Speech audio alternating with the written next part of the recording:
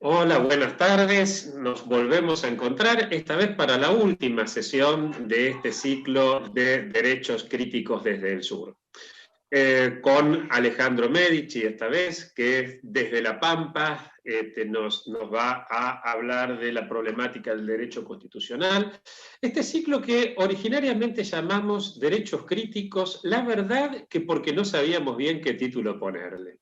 Me hizo acordar a unos años atrás, cuando con algún grupo de amigos también armamos una reunión con queridos colegas de distintos países de América Latina y que pusimos pensamiento crítico, pero no nos convencía. Porque, entre otras cosas, el pensamiento crítico corre el riesgo de ser tan crítico de todo que termina siendo crítico del propio pensamiento e impide la posibilidad de pensar en alternativas en serio y de verdad, no de alternativas que nos dejen satisfechos porque el resto de nuestros colegas de la academia nos aplauden.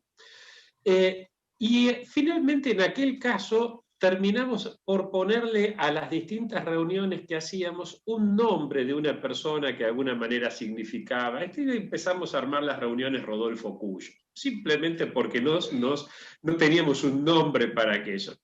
Aquí nos pasa un poco lo mismo con derechos críticos. De hecho, con varios de los colegas, no solamente con quienes están apareciendo por la pantalla estos días, sino con otros colegas que nos están siguiendo tanto en directo como después en diferido a partir de la pantalla de la Universidad de San Isidro.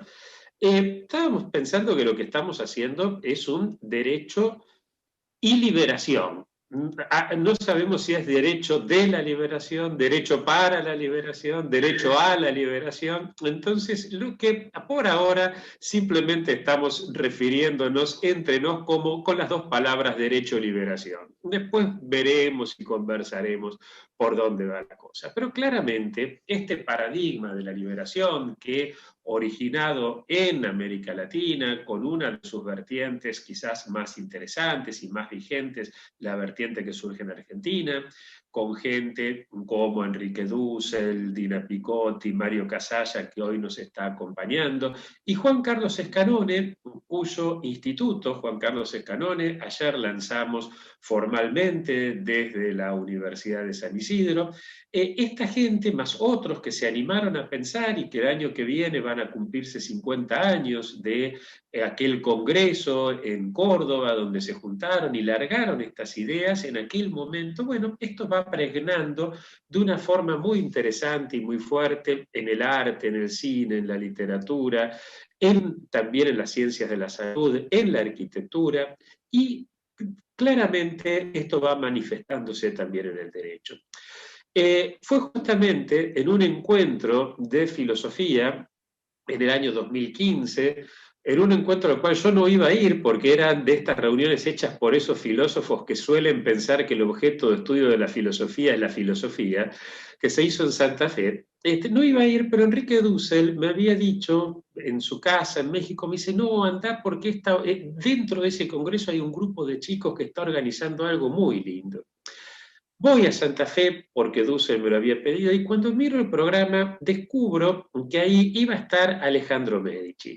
Para mí Alejandro Medici tiene una significación muy especial porque durante mucho tiempo yo sentía que era la única persona de mi generación que había retomado la posta de la filosofía de la liberación y que la pensaba de alguna manera vinculada al derecho. Y es muy feo sentirse solo, totalmente solo, sobre todo de cara a la gente más joven. Porque, bueno, uno dice, yo a esta altura de mi vida ya estoy hecho pelota, no tengo muchas más cosas que perder, entonces me juego por esta, pero el que está empezando su carrera en el CONICET o donde sea, realmente me sentía muy mal por el hecho de encontrarme plenamente solo y sentir muchas veces que quizás yo era el último.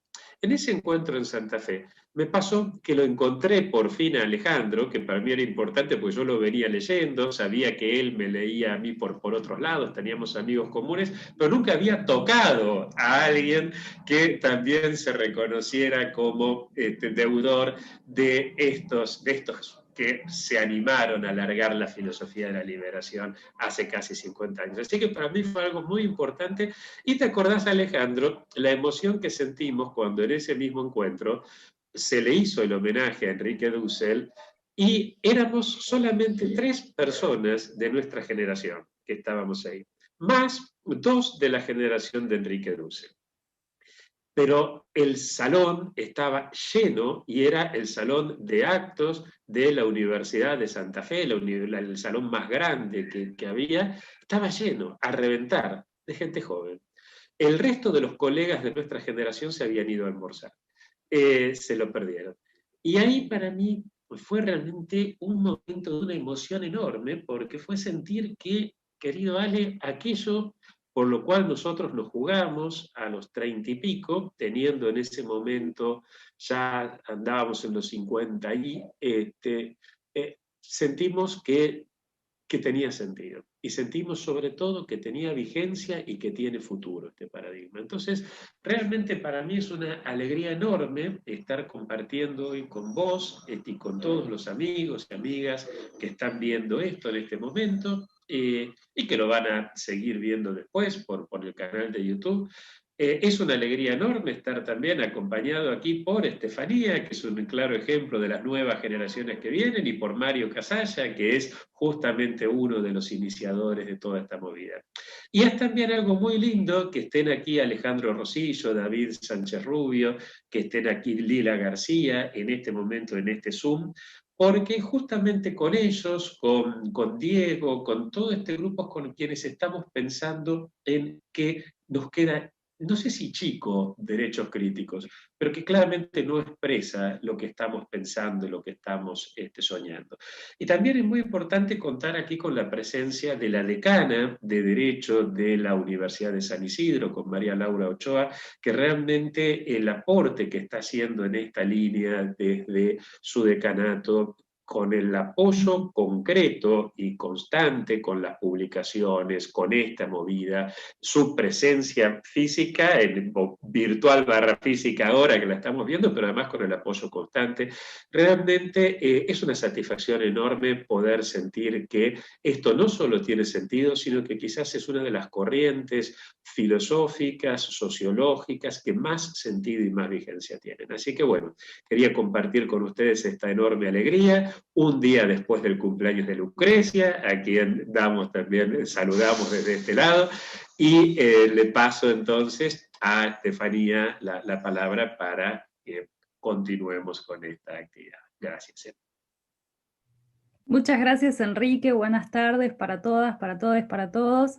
Bueno, llegamos a la última conferencia de este ciclo de diálogos, pero esperemos que la sigamos haciendo porque somos necesarios.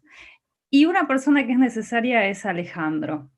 La primera vez que escuché el nombre Alejandro Medici fue en un centro cultural, en una reunión de un curso de historia política latinoamericana, donde yo me tomaba la licencia de horrorizarme del derecho constitucional argentino, básicamente porque perteneciendo a la UBA no encontraba un solo libro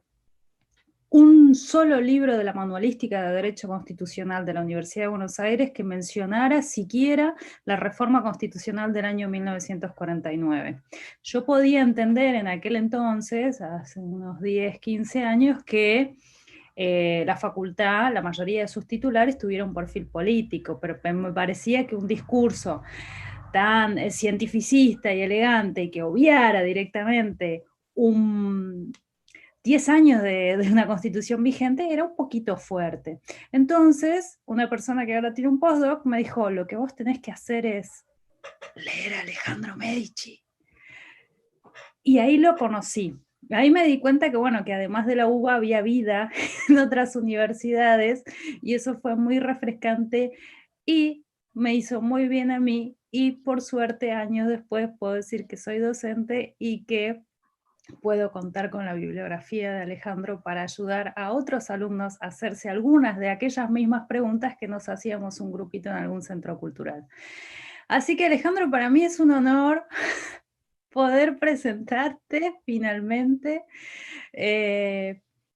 En este contexto de pandemia, son esas buenas noticias que a pesar de todo la terrible tragedia que está viviendo la humanidad, podemos poder hacer cosas y juntarnos que quizá en otro momento hubiera sido más difícil, pero no creo y vamos a terminar tomándonos un café igual. Así que Alejandro, te voy a compartir con los demás porque esta conferencia será de antología, porque es justamente lo que nos hace falta, refrescarnos respecto de la Constitución. Muchas gracias. Bueno, muchas gracias, Estefanía, muchas gracias, Enrique, muchas gracias a la Universidad de San Isidro, a la Facultad de Derecho, a Diego, el Centro de Formación Judicial de Cava, y a la Asociación de Filosofía Latinoamericana y Ciencias Sociales. La verdad es que es una alegría, y por otra parte es una responsabilidad, porque muchas de las cosas que voy a decir se han ido tejiendo en los años, en los diálogos con Alejandro Rosillo, con David Sánchez Rubio. Aquí está también Norman Solórzano, un querido compañero del doctorado, que realmente me da muchísima alegría poder compartir con él estos diálogos ahora. Diego mismo. Bueno, y realmente es una responsabilidad exponer ante Mario Casalla, uno de los integrantes del grupo fundador de la filosofía de la liberación en Argentina. Él me trata con mucha generosidad y yo me pongo un poco colorado porque lo considero un maestro realmente, sobre todo cuando uno, como voy a explicar ahora a continuación, apunta a buscar una reflexión sobre los problemas constitucionales, de teoría constitucional, que no se fundamente en la recepción pasiva de los esquemas de las teorías dominantes de la academia hegemónica euro-norteamericana. Así que bueno, es una responsabilidad de alguna forma muy grande estar ante tantos amigos y amigas y tan sabios, y te agradezco mucho, Estefanía, por la generosidad de tus palabras, que realmente no sé si merezco. En todo caso, soy un punto de una red y no sé si soy el punto que está no muy bien sólido en su atadura, así que les agradezco muchísimo. Para mí esto es una gran responsabilidad. Bueno, yo quería empezar, tengo medio hecho un PowerPoint y al final, por todas las cosas que estoy haciendo al mismo tiempo, porque se trabaja mucho más así, no lo pude terminar realmente y me disculpo por eso, pero voy a tratar de hacer una exposición lo más clara posible, y para no atosigar a las compañeras que están haciendo la traducción. Así que bueno, en primer lugar yo tengo que decir dos palabras sobre cómo entiendo el derecho, porque para entrarle al derecho constitucional hay que empezar por ahí. Yo tengo una anécdota para contar sobre esto. Cuando yo era ingresante a la Facultad de Ciencias Jurídicas y Sociales de la Universidad Nacional de La Plata, en 1984, el primer año que no hubo examen de ingreso excluyente, éramos muchísimos estudiantes sentados en el suelo, colgados de las lámparas en la facultad, escuchando una clase de introducción al derecho de una profesora, no importa por ahí el nombre, que fue decana de la Facultad de Derecho de Lomas de Zamora, entre el 76 y el 80 y pico, que era profesora titular de cátedra de introducción al derecho. Entonces era muy... Ella decía, bueno, nosotros estábamos preocupados, le preguntábamos por lo que había pasado con el tema de derechos humanos durante la dictadura, por cómo ella interpretaba el tema del estatuto de la dictadura, que era el estatuto del proceso de reorganización nacional, y ella decía, bueno, eso fue una fractura del antecedente lógico normativo, nos decía, la norma fundamental, en vez de decir hay que obedecer a los constituyentes históricos, decía hay que obedecer a la junta militar. Y eso era todo el problema. Lo cual a mí me generó un primer impacto que me renegó mucho de la comprensión dominante del derecho en la facultad, en ese tema, y desde ahí empezó una búsqueda que me llevó a dejar de estudiar derecho muchos años, estudiar historia, buscar estudiar otras cosas, y después de recibido, de darme cuenta que tenemos que seguir haciendo un esfuerzo muy grande, porque esa es la concepción hegemónica de la enseñanza jurídica formalista, que todavía hoy es muy fuerte en la formación académica y en la formación de los profesionales del derecho. Entonces, bueno, para mí, yo podría esto decirlo de muchas formas, pero para decirlo muy sintéticamente, el derecho es un juego de lenguaje que se caracteriza por tener efectos performativos, por producir estados de cosas, por definir institucionalmente situaciones, y tiene, claro, órganos diferenciados de creación y de aplicación, tiene en última instancia el respaldo de la amenaza de coacción legal, es decir, tiene un marco burocrático y tiene un marco retórico, si se quiere, que es lo que el derecho dice, que es lo que el derecho establece o prescribe de cómo debe ser la convivencia en ámbitos sociales relevantes, ¿no? Ese es el contenido sustancial, lo que el derecho dice, lo que hace a lo que tal vez se puede denunciar como validez sustancial del derecho, y eso es, si bien hay procesos de aprendizaje, de memoria, es históricamente contingente, no lo puede generar el derecho por sí mismo, sino que el derecho toma esos valores sustanciales, esos contenidos sustanciales de la experiencia social, de la experiencia social, y sobre todo esos contenidos sustanciales son una mediación para proyectos sociales que muchas veces son contradictorios, son antagónicos, ¿no? En un texto de 1977 que está compilado en Praxis Latinoamericana y Filosofía de la Liberación, Enrique Dussel decía que en esa función mediadora para la realización de proyectos sociales, que es el derecho, había dos contradicciones. Una contradicción era entre lo que el derecho prescribía y las condiciones fácticas de la normalidad social, ¿no? Ese diferencial que existe siempre entre el proyecto que quiere institucionalizar el derecho y las posibilidades fácticas de hacerlo. Y sobre ese conflicto, sobre esa tensión, se monta otra que es el proyecto de los grupos dominantes frente al proyecto de los grupos dominados.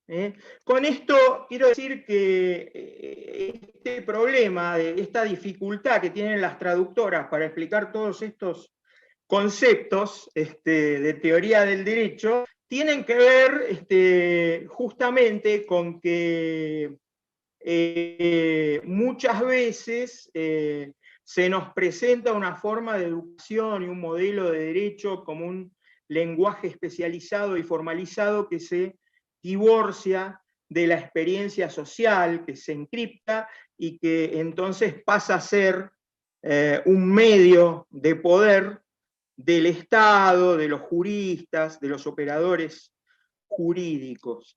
Y donde se puede abrir, donde se puede encontrar una brecha a ese problema, es justamente en el lugar donde el derecho nos tiene que devolver, nos tiene que hacer espejo. Como producto cultural nos tiene que devolver una imagen, aunque sea una imagen sesgada, ¿no? Una imagen en la que podamos mirarnos como sociedad, una imagen de totalidad, ¿no? En un mundo donde la hiperespecialización disciplinaria, incluso dentro del derecho, nos hace perder la referencia a la totalidad, al tipo de sociedad en que vivimos. Bueno, el derecho constitucional, las constituciones, son justamente el lugar donde el derecho tiene que confesar su impureza y su relacionalidad constitutivas, que el derecho es político, que el derecho es un producto cultural, que el derecho surge de experiencias históricas, que el derecho surge como un intento de resolver conflictos sociales que se mantienen explícitos o latentes. Ese lugar es el lugar del derecho constitucional, de la teoría constitucional, y por eso yo pienso que es útil, que es interesante, que es sugerente, que tiene alguna potencialidad tratar de aprender desde ahí y de entrarle desde ahí. Claro, como decía, las constituciones, dependiendo de los procesos históricos, de los grupos que ejercen la función constituyente, es un espejo que deforma. Es un espejo que deforma porque está tensionado por conflictos que no se resuelven muchas veces, que tienen resoluciones solamente en fórmulas normativas, pero no en la experiencia, y por lo tanto que está tensionado entre el ser, la ontología, lo dado, contra el que se busca afirmar un proyecto, un deber ser que además es un proyecto en disputa. Así que fíjense todos los problemas que tiene esta imagen que nos devuelven las constituciones. Pero bueno, además de esto, yo creo que vale la pena porque vivimos en un tiempo paradójico. Por una parte, vivimos un proceso de erosión de los contenidos democráticos y sociales del Estado constitucional en la región, pero también a nivel global. Pero al mismo tiempo tenemos en los primeros lustros de este siglo experiencias constitucionales en América Latina que son muy ricas y que abrieron en su momento y abren espacios de esperanza para pensar que nuevas constituciones, nuevas formas de interpretar constitucionalmente pueden ser síntomas, pueden ser variables de procesos de transformación social que lleven a nuestros pueblos hacia comunidades organizadas con mayor justicia social, con mayor independencia económica, con mayor reconocimiento de la composición plural y compleja de nuestras sociedades. Bueno, dicho esto, también tengo que explicar un poco qué entiendo por constitución, que es de lo que voy a intentar conversar con yo creo que hay como distintos niveles, ¿no? Hay un nivel que tiene que ver con lo que podríamos llamar la materialidad constitucional, pero materialidad no en el sentido de materialismo vulgar, sino de los contenidos sustanciales que tienen que estar vinculados con la experiencia social, tienen que estar vinculados con lo que llamaríamos la exigencia y la reflexividad que promueven las situaciones, un pensamiento situado, metodológicamente un análisis culturalmente situado, como diría el maestro Casalla, y me pongo colorado cuando digo estas cosas en su presencia. Entonces ahí hay un nivel de experiencia que tiene que ver con cómo el derecho constitucional es un producto histórico, social, cultural, que debe ser puesto necesariamente en contexto y pensado desde ahí. En ese sentido, ahí yo creo que Arturo Sampay, nuestro gran constitucionalista social argentino, nos deja como dos ideas de constitución que son complementarias, que son muy importantes en este plano de la fundamentación desde lo material, lo situado, lo histórico y lo contextual de las constituciones, ¿no? Por una parte, Sampay tiene esa clásica definición que da en Constitución y Pueblo, donde dice, bueno, haciendo una traducción del concepto de politeía de la política de Aristóteles, dice, bueno, una constitución es la organización de las funciones de gobierno, de quiénes y cómo van a ocupar esas funciones de gobierno y de los fines que el grupo dominante pone para la comunidad. Y ahí le introduce esta cuestión. La Constitución tiene que ver con este conflicto que mentaba Enrique Dussel en el plano del derecho, entre el grupo dominante y los grupos dominados. Y en segundo lugar, dice, Constitución viene etimológicamente de instituir de instituir en conjunto, con lo cual nos dice, por una parte, que es un acto, que es una acción, es decir, que la Constitución no es un objeto, sino que es un hacer, y que además es un hacer en conjunto, donde tiene que haber algún tipo de grupo juramentado al efecto, ¿no? Y de cuál sea el grupo juramentado al efecto que ejerce la función constitucional, por ejemplo, entre los extremos de la oligarquía o del pueblo, surgirán los modelos de constituciones oligárquicas y democráticas que Sampay desarrolla, también vinculando la democracia no apenas con los aspectos procedimentales, formales, de quién puede hacer la Constitución y cómo lo hace, sino con los contenidos materiales, sustanciales, que tienen que ver con las condiciones sociales, de justicia social de la democracia, sin la cual no se puede hablar de democracia. ¿Y eso por qué? Porque el sujeto de la institución democrática, el sujeto constituyente, el pueblo, y el pueblo entendido no solamente en términos de deidad espiritual, cultural, también en términos de necesidades materiales que deben ser satisfechas para que se pueda hablar de un gobierno del pueblo y para el pueblo. Bueno, entonces, eso me parece que es muy importante. Hay una definición también que tiene que ver con la Ilustración, la Constitución como concepto racional normativo, que dice que hay Constitución cuando existe división de poderes y cuando existe declaración de derechos, que a mí me parece que se puede vincular como un aspecto jurídico que se vincula también a aspectos de validez sustancial. Y para mí, personalmente, yo esto lo he intentado trabajar y aprender para tratar de pensar desde un concepto de constitución que no sea simplemente adoptado de otros textos. Yo pienso que la Constitución son las normas fundamentales de organización de la convivencia consensual y factible de una comunidad.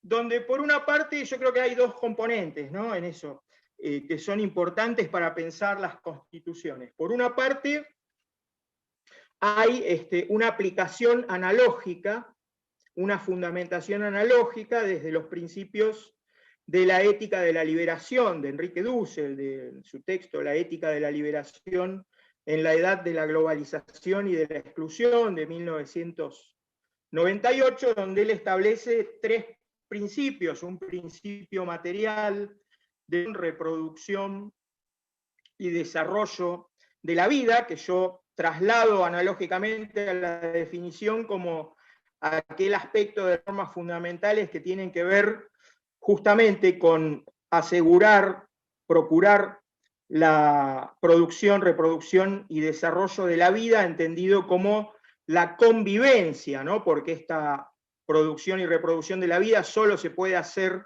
entre convivientes que cooperan, que tienen una organización a ese fin.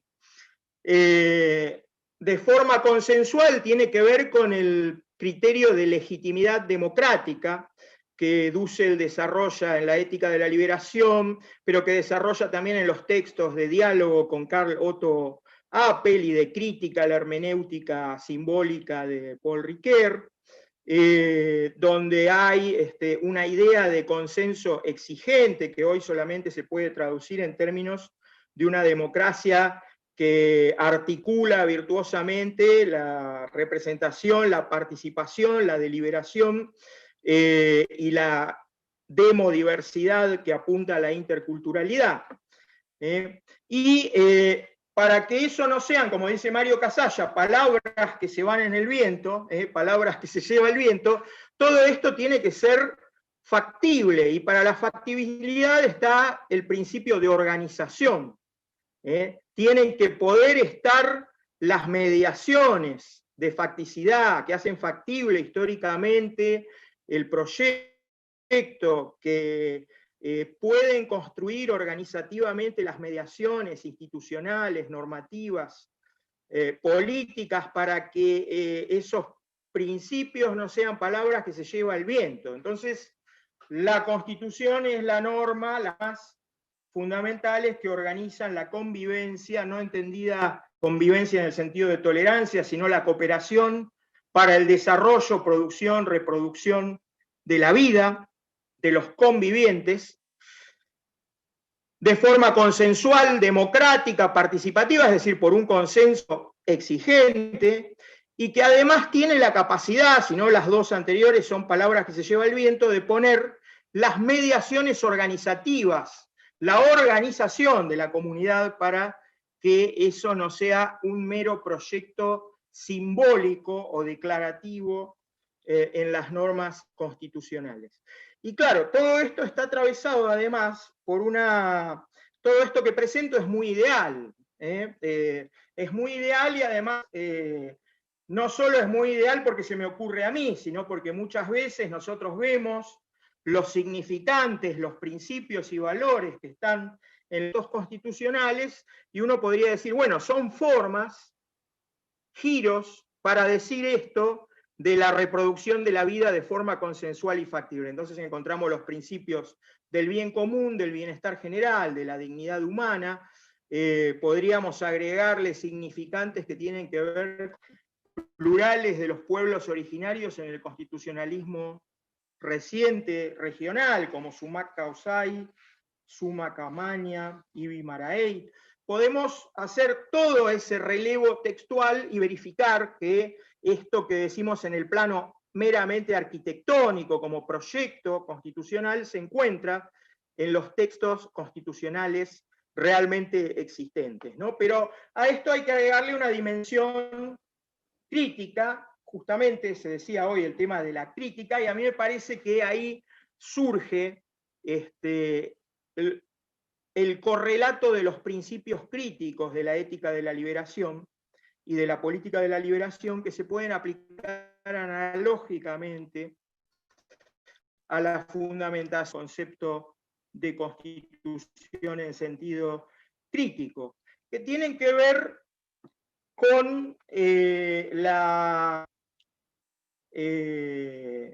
verificación de la existencia de grupos sociales que no tienen las condiciones materiales, económicas, sociales, ecológicas, para la producción, reproducción de su vida en condiciones de dignidad, que son grupos sociales a su vez que están excluidos del debate público, de la construcción de la agenda de prioridades en materia de políticas públicas y en materia de regulaciones normativas, que por lo tanto no tienen voz, y que para ellos entonces seguir en esa situación, seguir en esa subsunción, en esa totalidad, en ese sistema constitucional, no es factible, no es posible, y que por lo tanto deben desarrollar una praxis de liberación, una práctica, una voluntad de vida que sea consensual y que ponga las mediaciones de factibilidad desde el bloque de los grupos sociales excluidos, oprimidos, desde las formaciones de alteridad. Y allí empieza entonces un proceso de reconstituyencia popular o de ejercicio del poder constituyente popular en un sentido material. Esto se puede verificar, ¿no? Cuando hablo de poder constituyente material, no estoy hablando de cuándo empieza un proceso constituyente en sentido formal, ¿no? Por ejemplo, ahora en Chile ha habido todo un proceso de lucha, de resistencia, de manifestaciones multitudinarias de articulación de movimientos sociales que tenían distintas reivindicaciones peculiares a cada uno de ellos, ¿no? Los movimientos de estudiantes que luchaban por una educación secundaria accesible y más accesible económicamente de edad, lo mismo en la universidad, los movimientos contra las administradoras de fondos de pensión privadas que luchaban por los derechos a una pensión, a una jubilación en condiciones de dignidad, los movimientos de los pueblos originarios, especialmente del pueblo mapuche en la Araucanía, el feminismo popular que buscaba también, que ha logrado imponer que la Asamblea Constituyente funcione en términos paritarios, bueno, y otros movimientos, pero que se articularon y confluyeron en un movimiento que identificó la Constitución heredada desde 1980, otorgada por la dictadura militar de Chile, con algunas reformas constitucionales mínimas que no alteraron el espíritu de esa Constitución, como un obstáculo para el progreso de todas esas reivindicaciones, y demandaron ejercer el poder constituyente del pueblo sin limitaciones. Entonces, cuando aparece esa dimensión, la teoría constitucional y la definición de constitución se orienta mucho más hacia su característica de ser un proceso, de ser una acción, y de la polémica acerca de cuál es el grupo que aumenta.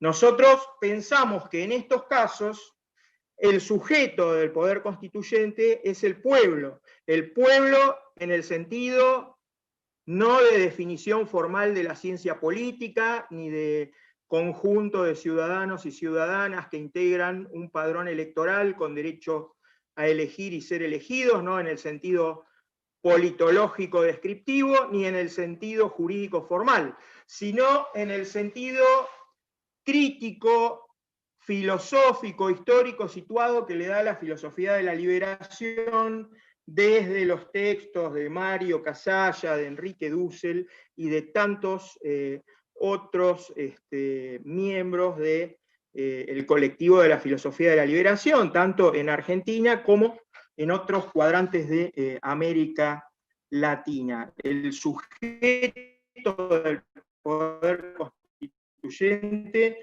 es el pueblo, que busca espacios de autonomía para darse las normas de la acción consensual y factible. Esto parece muy pretencioso, y en parte lo es porque pocas veces en la historia de América Latina se ha configurado un poder constituyente de estas características, pero lo ha hecho y hay antecedentes de constitucionalismo popular latinoamericano.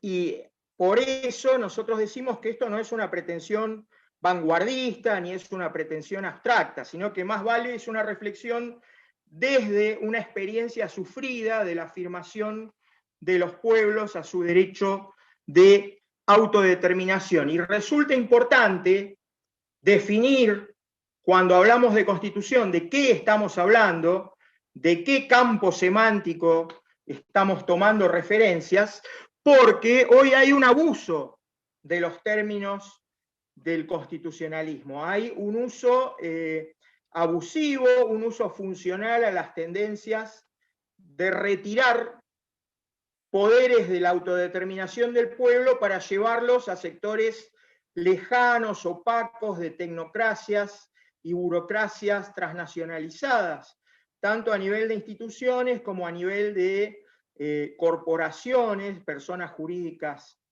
privadas, ámbitos donde se toman decisiones económicas, financieras, culturales que son relevantes para la vida cotidiana de los pueblos. Por ejemplo, pero no, si me da tiempo después hablaré un poco más de esto, en el contexto de pluralismo jurídico de la globalización, que es algo que hay que tener en cuenta, y si da tiempo hablaremos un poco más después, toda la sociología post-lumaniana del derecho global, entre comillas, como dicen ellos, habla de constituciones civiles globales, dice que son actos de comunicación que autorregulan, autonorman aspectos de las relaciones transnacionales, ¿no? Dice Gunther Teubner o Christopher Thornhill, y con lo cual hay una violencia al término constitución que para nosotros siempre tiene que estar vinculado con su sujeto, que es el pueblo, con los poderes y con los derechos, si no es abusivo llevarse ese término para legitimar prácticas de heteronormación de los pueblos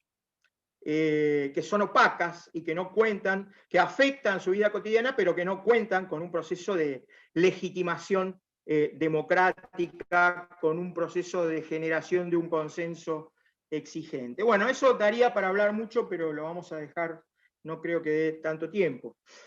Entonces, esto se confronta o se trata de recortar frente a unos problemas que tiene la teoría constitucional regional y en general toda podríamos decir, no quiero ser violento con lo que voy a decir, la casta de los constitucionalistas. Hay un problema de no conciencia de la geopolítica del conocimiento constitucional. Que el constitucionalismo como movimiento mundializado de organización de los estados a través de constituciones que surge con el proceso de las revoluciones atlánticas, es una geocultura global, pero una geocultura en el peor de los sentidos, no en el sentido de Rodolfo Kusch, ¿no? Donde la geocultura tiene que ver con lo raigal, con el estar siendo, con el vínculo especial con la cultura y con el territorio, y que por lo tanto tiene necesariamente, implica necesariamente la situación, sino geocultura en el sentido de Wallerstein, del teórico de los sistemas mundiales, donde una geocultura es algo que se genera localmente, pero que se globaliza en el campo de las relaciones asimétricas y desiguales del sistema mundial. Eso es para Wallerstein una geocultura. Entonces, en América Latina y en el sur global, el constitucionalismo es una geocultura en el peor de los sentidos, porque nuestros pueblos originarios y campesinos territoriales asambleas y se organizaban sin necesidad de tener una constitución, ¿no? Que les diga cómo hacerlo, y lo hacen, ¿no? Y todavía lo hacen, lo siguen haciendo. Entonces, ese es un problema porque se receptan todas las producciones de la academia hegemónica de forma pasiva, sin una recepción crítica, sin un análisis culturalmente situado de los modelos constitucionales, de las instituciones. Muchas veces se toman instituciones sin pensar cuál es el contexto en el cual deben funcionar y si eso va a ser realmente posible. Y cuando se verifica que esto no funciona, digamos, cuando se verifica, como decía Bernardo Canal Feijó, la constitucional, la culpa la tienen los sujetos constitucionales, lo tienen los pueblos porque son subdesarrollados, porque no tienen cultura cívica, porque son tradicionales y no son modernos, y todas estas cuestiones, ¿no? Ahí hay un par de ejemplos. José Ingenieros, por ejemplo, en su obra de Sociología Argentina, que yo tengo una edición de Losada de 1946, aplica todo el esquema del darwinismo social y la lucha de razas a la evolución de la sociedad argentina, para ver el proceso de blanqueamiento de la sociedad argentina como algo positivo que tiene que ver con el valor del progreso, y explica que sin embargo hay una diferencia con América del Norte, porque en América del Norte los colonos blancos, anglosajones y protestantes, laboriosos, no se mezclaron en el proceso de colonización con los pueblos originarios, sino que directamente los despojaron y los expulsaron a reservas, ¿verdad? En cambio, en muchos lugares de América Latina se produjo el proceso de mestizaje, y según José Ingenieros dice actualmente, eso explica por qué, habiendo copiado las instituciones de América del Norte, en América del Sur no se produce la misma eficacia institucional. Y esto lo han tomado muchas veces constitucionalistas, por ejemplo, Segundo B. Linares Quintana, que dice que pese a la perfección de los modelos, parece que por la falta de desarrollo, por esa cuestión bárbara de la gauchocracia en estas regiones del sur, dice Linares Quintana, esos modelos tan perfectos de experiencia constitucional no han funcionado. Es decir, hay en la teoría constitucional un racismo epistemológico muy fuerte que no ha sido problematizado, que no ha sido cuestionado. Hoy hay constitucionalistas muy progresistas también.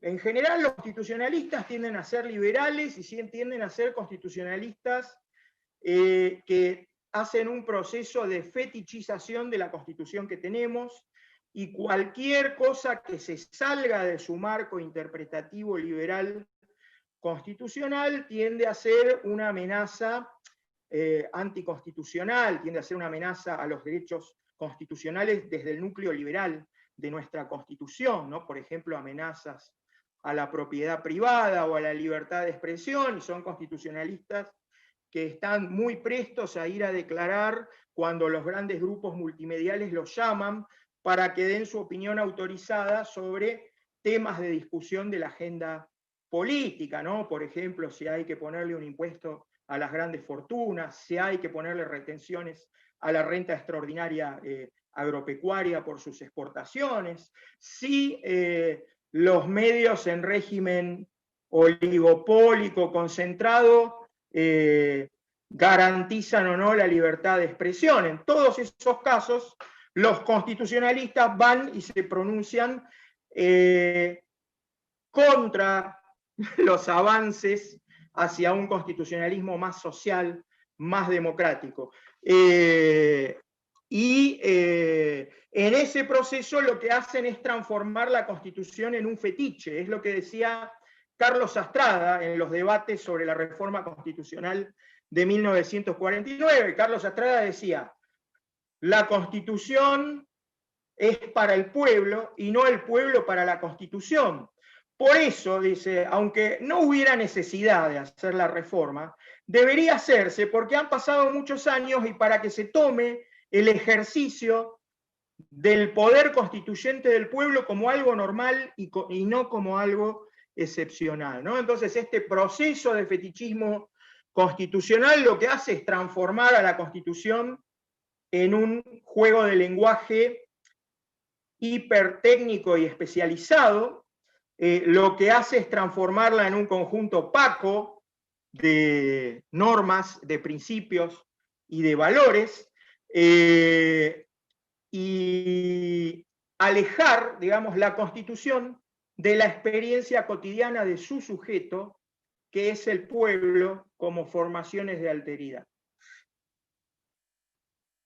Yo discutí, bueno, y esto tiene que ver también con constitucionalistas progresistas, ¿no? El caso, por ejemplo, de mi muy respetado colega Roberto Gargarella, que ha hecho obras muy importantes para la historia del constitucionalismo latinoamericano, para la teoría constitucional, y que lo ha hecho con un sentido progresista, hay que reconocerlo, ¿no? No lo ubico a Gargarella con todos los constitucionalistas liberales conservadores al uso. Pero sí, Gargarella ha hecho un texto de historia de las constituciones latinoamericanas muy valioso, pero lo que a mí me hace ruido y me gustaría problematizar es este tema de la metáfora de la sala de máquinas de la Constitución.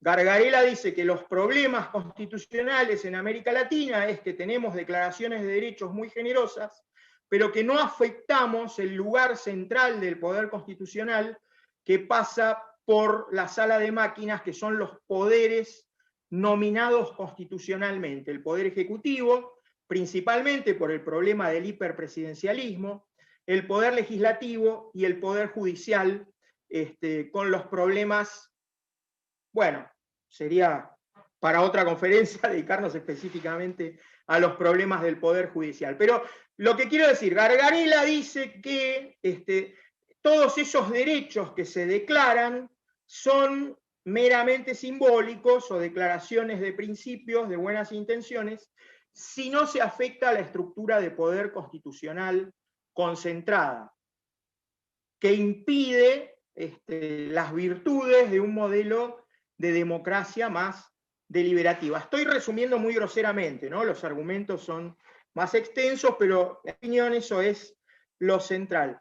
Ahora, el problema es que acá sigue habiendo una forma de fetichismo constitucional y paradójicamente, en un autor tan progresista como Gargarella, un problema de estatalismo de la Constitución, cuando la Constitución tiene como referente las relaciones sociales, no solamente el Estado. Por supuesto que es muy importante el Estado, nadie deja de reconocerlo, pero el problema es que el constitucionalismo latinoamericano, históricamente, por su génesis en la discusión de proyectos de formación del Estado y su relación con las sociedades latinoamericanas postcoloniales,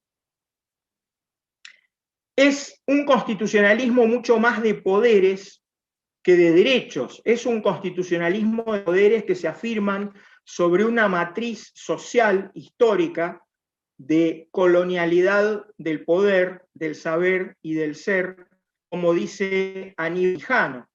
Entonces, no alcanza a compensar cómo se recorta el hiperpresidencialismo.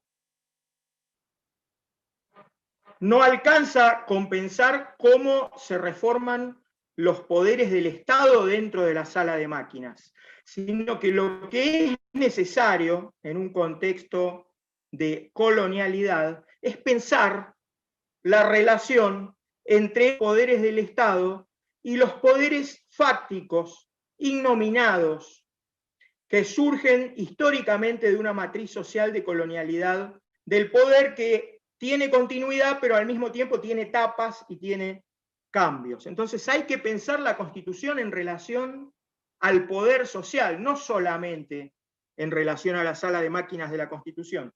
Y vuelvo a decir, con esto no quiero decir que no sea importante o que sea tonto lo que dice Gargarella. Quiero decir, hay que completarlo, complementarlo y tomar una perspectiva problematizadora desde un pensamiento situado.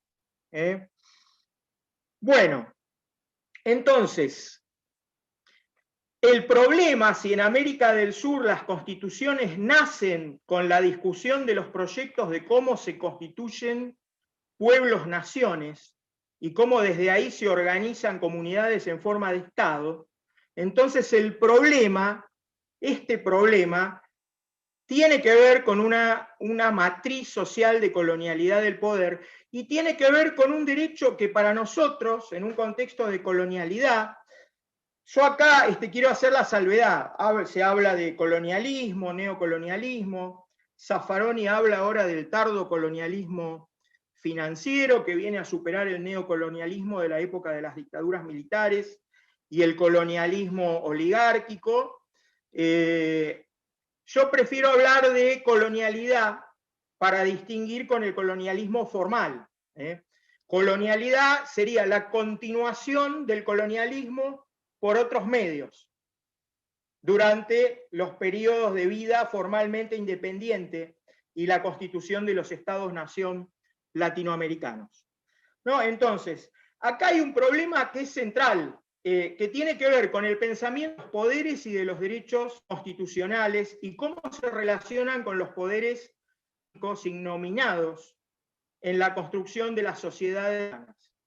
Y desde ahí ese es el marco necesario de situación desde el cual tenemos que pensar los problemas constitucionales en contexto.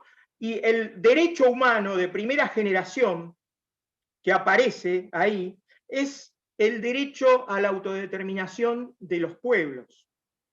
El derecho a la constitución, a la autodeterminación de los pueblos tiene una centralidad ontológica. Ontológica porque tiene que ver con la posibilidad de ser y estar de nuestros pueblos, y de darnos nuestras instituciones y construir relacionalmente nuestros derechos.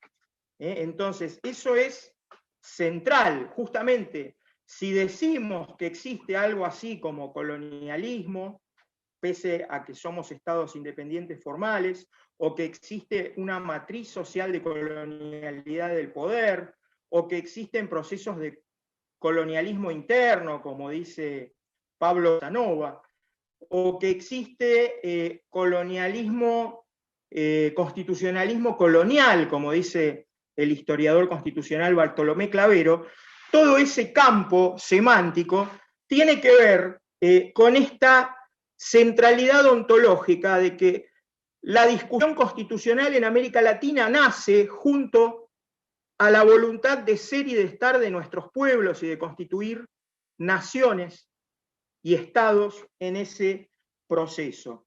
Esto a mí me parece que es sumamente evidente. Yo le digo esto a mis estudiantes y me miran como diciendo cosa antigua. Ellos piensan que el colonialismo es algo del pasado porque tiene la narración lineal, ¿no? Eurocéntrica de la historia universal incorporada en su sentido común. Y es muy difícil explicar esto. O cuando le hablo a los civilistas que están con el nuevo Código Civil y Comercial y están también con los temas de los instrumentos internacionales de derechos humanos, del bloque de constitucionalidad vinculados a los derechos civiles, yo un poco les digo, bueno, ahí en el Pacto de Derechos Civiles y Políticos, el primer derecho es el derecho de autodeterminación de los pueblos. Que es así, ¿no? Y entonces me miran y dicen, pero ¿de qué estás hablando? Si eso no es derecho civil. Bueno, claro, ni es constitucional, me dicen, tampoco. Es una cosa vieja, a lo sumo algunos se da cuenta y me dicen, no, pero eso tiene que ver con la época, porque cuando se hicieron los pactos de derechos civiles y políticos y económicos, sociales y culturales, en el año 66 todavía estaba el problema del colonialismo, me dicen. Pero eso ya es una cosa vieja. Bueno, claro, yo creo que no, que todos los problemas que tenemos tienen que ver con que al interior de nuestros estados constitucionales, democráticos y sociales, que así los adjetivamos con la esperanza de que ese deber ser se realice, coexisten una serie de poderes fácticos, innominados constitucionalmente muchas veces, que son, como dice Ferraioli, poderes sociales salvajes neoabsolutistas que no están vinculados por un derecho de origen democrático y cuyo eje, cuyo núcleo sustancial sean los derechos humanos y sus garantías. Y que esto tiene que ver con dos fenómenos que son muy, muy importantes a la hora de pensar los problemas constitucionales, que son que más allá de los estándares de igualdad, diferencia constitucionales, más allá de lo que la Constitución establece como igualdad formal ante la ley, como igualdad de oportunidades, medidas de acción positiva, es decir, los estándares constitucionalizados por la Constitución y los instrumentos internacionales de derechos humanos como igualdad jurídica, existe una realidad fáctica que nos muestra desde el fondo de nuestra historia una tensión, una distancia y no pocas veces un antagonismo que se manifiesta históricamente en conflictos concretos entre los sobreciudadanos, que son aquellos que vinculan su vida a estos poderes fácticos absolutistas, neoabsolutistas, frecuentemente innominados constitucionalmente. Son sobreciudadanos porque para ellos el derecho no es opaco, sino que es su terreno. No tienen obstáculos para acceder a la justicia ni para que los legisladores escuchen sus reclamos y sus intereses. Para ellos el derecho es una oportunidad de la cual pueden usar, abusar e incluso violar o dejar entre paréntesis cuando así les conviene. Esos son los sobreciudadanos. Y por debajo de los estándares constitucionales de igualdad y diferencia están los que son fácticamente subciudadanías.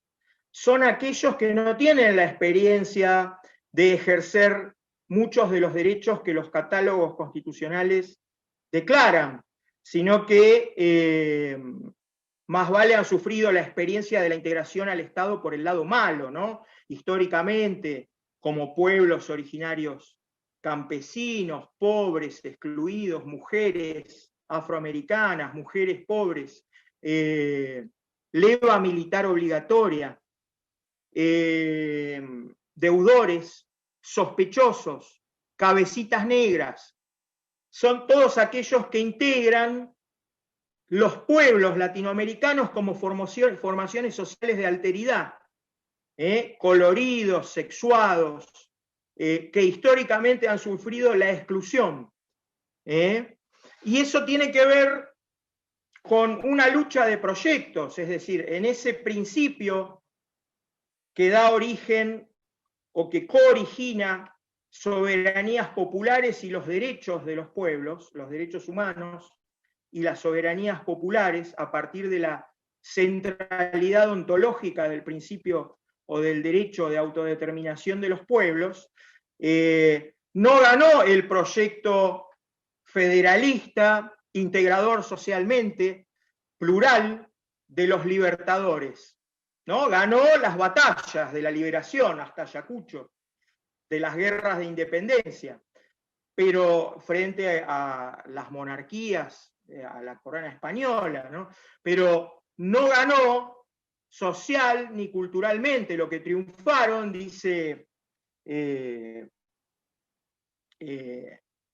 bueno, son las pequeñas patrias del criollo. El modelo que ganó es de las pequeñas élites comerciales, ilustradas, de las ciudades letradas, vinculadas a una idea de independencia que construía naciones que se asociaban centrífugamente a los beneficios del libre comercio con las potencias hegemónicas emergentes como Inglaterra y con Francia.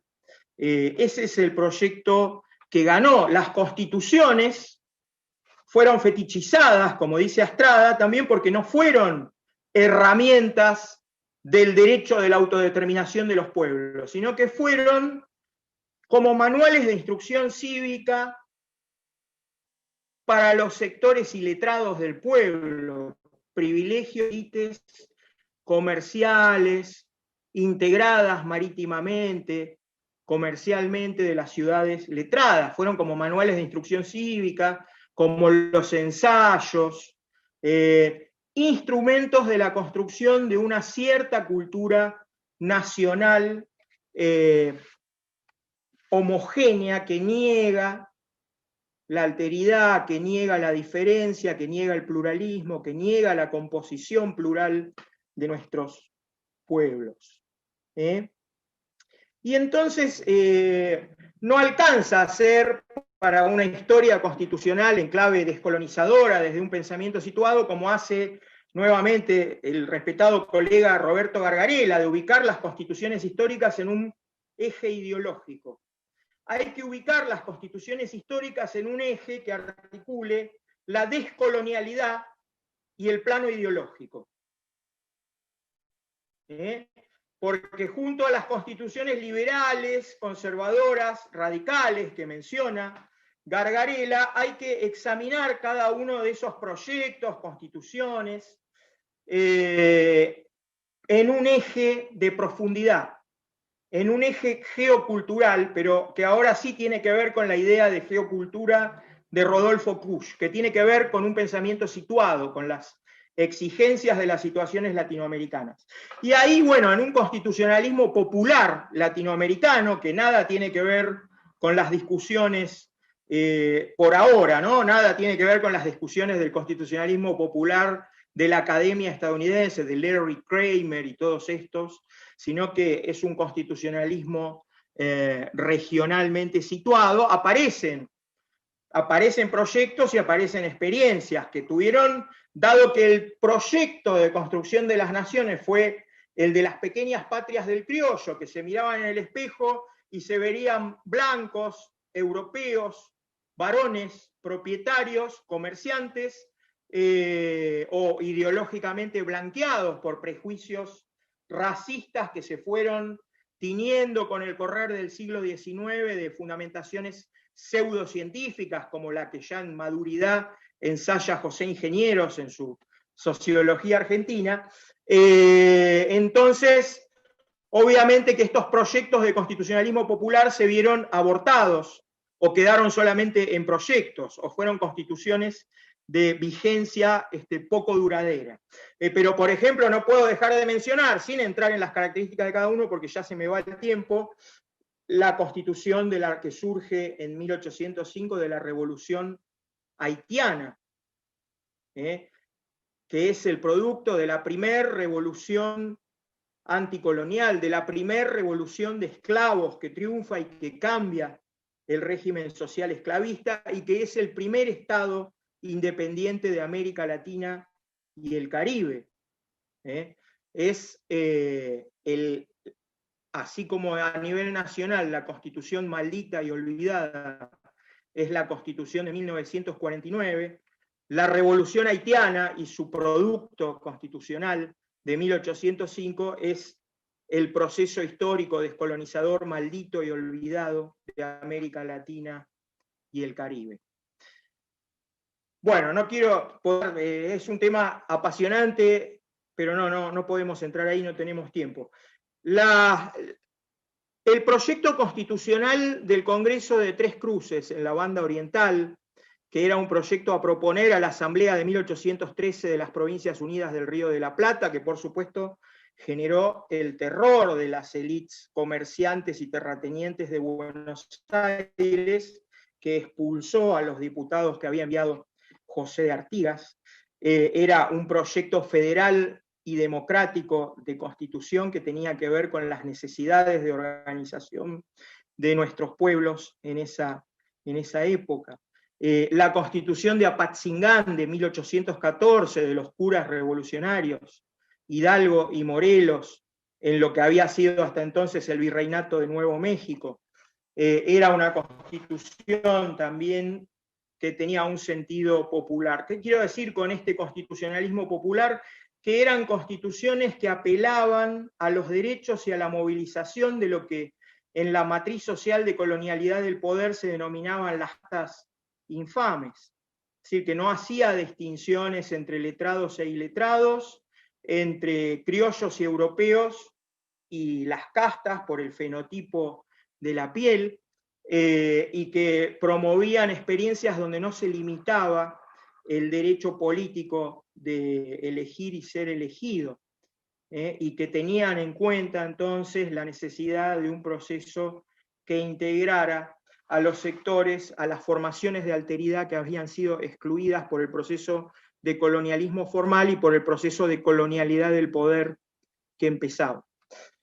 Y una constitución dispersa en leyes económicas, en un sentido no formal escrito, eran las leyes económicas que organizaron la República del Paraguay hasta la guerra genocida e infame de la Triple Alianza, donde se organizaba un esquema de producción económica con una presencia de las estancias de la patria que producían todos los bienes de primera necesidad que necesitaba el pueblo paraguayo, y que los comercializaba y los distribuía según las situaciones en condiciones de disponibilidad, de accesibilidad, y que facilitaban la dignidad material del pueblo paraguayo. Eso vinculado también a otras leyes que tenían que ver con la educación. Es decir, había allí una constitución en sentido material dispersa en una cantidad de leyes reglamentos y decretos que aseguraron un proceso de construcción de una comunidad organizada, integrada, con justicia social, y que llegó a ser, pese a su aislamiento en el centro de Sudamérica, el estado industrialmente más desarrollado de América Latina, lo cual por supuesto no podía ser tolerado por las repúblicas oligárquicas y por el imperio del Brasil y por la diplomacia de la potencia hegemónica inglesa. Bueno, esas son algunas experiencias, por supuesto, después en el siglo XX, el surgimiento del constituyente a partir de la Revolución Mexicana, y habría que relevar, por eso mis limitaciones de tiempo y de formación, no puedo, pero hay una experiencia del constitucionalismo popular latinoamericano que en el siglo XX se proyecta en la Constitución de Querétaro de 1917, en Argentina en la Constitución peronista de 1949, y de alguna forma las experiencias de principios de siglo del constitucionalismo sudamericano en Venezuela, en Ecuador y en Bolivia son también fundamentales y emergentes experiencias que surgen de proyectos de resistencia popular a las consecuencias sociales y a los modelos neoliberales en esos cuadrantes de nuestra región, y que hacen que el pueblo adopte un poder constituyente, primero en un sentido material, a través de sus procesos de resistencia y de construcción de alternativas, y después de un poder constituyente en sentido formal, pero que es un poder constituyente originario, que genera nuevas constituciones que aportan al constitucionalismo mundial nuevas categorías de derechos, nuevas formas de organización del poder, y que son una esperanza. Por supuesto, no tenemos que caer nosotros mismos en una fetichización del derecho constitucional y de las constituciones. Una constitución, hay que recordar lo que dice Astrada, es una herramienta de los pueblos. No están los pueblos para las constituciones, están las constituciones para los pueblos. Entonces las constituciones dependen de la suerte de los proyectos sociales, de los cuales son una mediación histórica necesaria, pero contingente en última instancia, porque dependen de lo que sucede en el plano de la realidad histórica, política y social, y de la suerte de esas formaciones de alteridad que son los pueblos, cuando asumen un poder constituyente, cuando asumen su derecho ontológicamente prioritario de autodeterminación. Bien.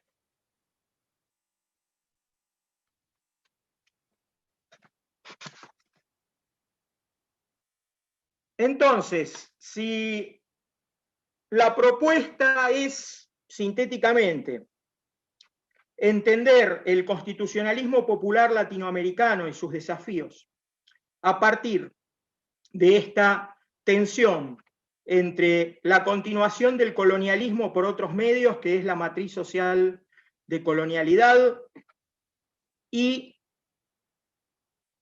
la centralidad ontológica del derecho de autodeterminación de los pueblos, que establece ese vínculo cooriginario relacional entre soberanía popular y derechos humanos. ¿Cuáles son los problemas contemporáneos, actuales, los desafíos, para no quedarnos solamente en un relato histórico, y dicho todo muy sintéticamente para poder tal vez dialogar con ustedes? Bueno,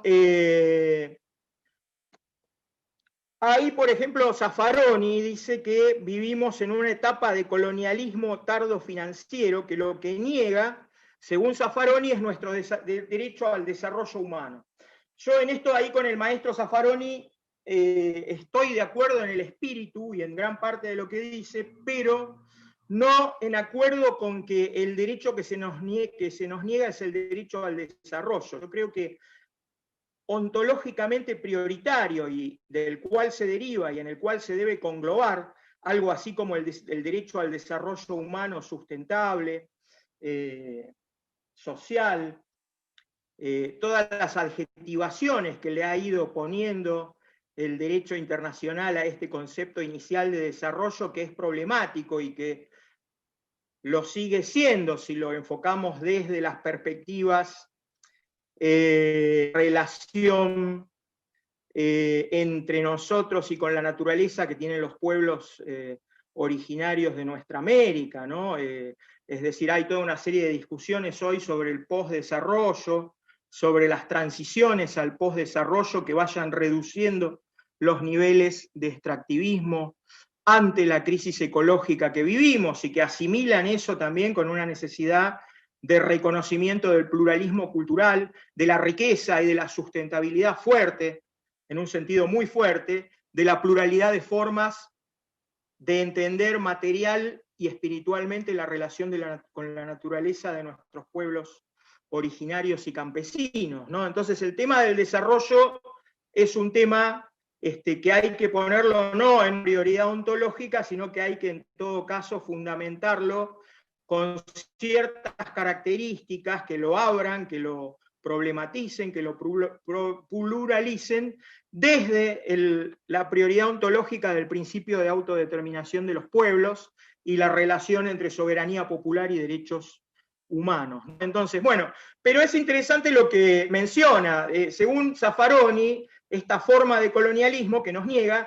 parte en su etapa actual de apropiarse, de aprovechar, de generar cuñas y grietas dentro de las deficiencias institucionales, los defectos institucionales del Estado de Derecho, ¿no? Los defectos del Poder Judicial, con sectores corporativos que son sumamente cooptables por élites económicas, mediáticas, políticas, y por esquemas de diplomacias continentales.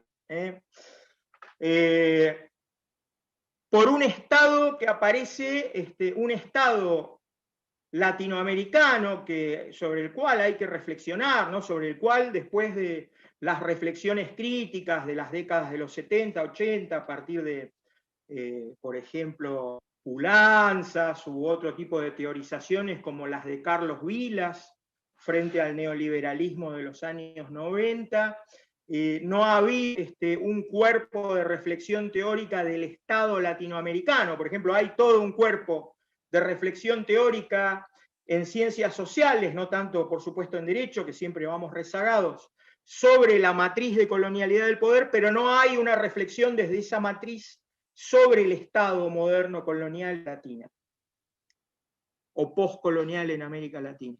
Bueno, entonces, pero lo que estamos viendo es que hay centros de poder relativamente autonomizados que tienen que ver con sectores que hacen finanzas paralelas a partir de procesos extorsivos y la utilización ilegal de servicios de inteligencia, y que todo eso además se puede articular en un dispositivo más complejo para hacer operaciones de deslegitimación de las oposiciones populares eficaces frente a los regímenes neoliberales o frente a los poderes sociales que disputan el contenido de los derechos en esos regímenes neoliberales.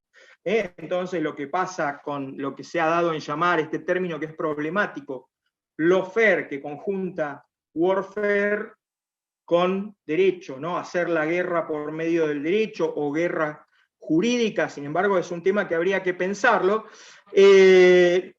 No es un tema tan nuevo la utilización del poder judicial. Lo que pasa es que en otros contextos históricos anteriores era tal vez algo que no resaltaba tanto frente a las desapariciones, a los fusilamientos, a las torturas, y a todos los actos de las dictaduras de seguridad nacional o de los regímenes de democracias de fraude electoral en la persecución de las oposiciones.